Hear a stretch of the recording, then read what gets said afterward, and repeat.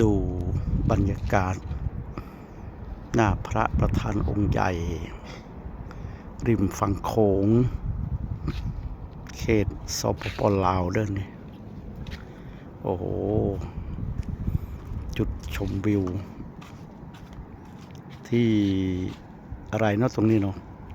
ปากเซ่บอกแขวงจำปาสักเนาะแม่นบอก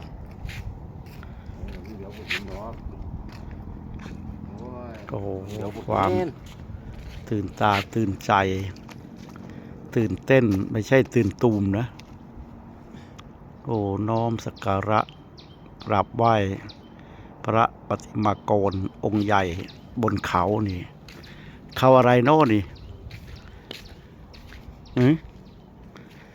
เขาอะไรช่วยบอกที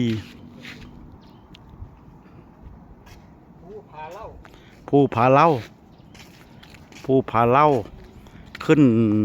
ปากเซ่บ่แม่นบ่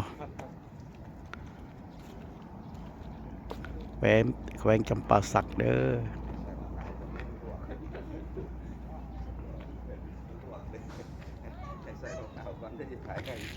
โอ้โหร้อน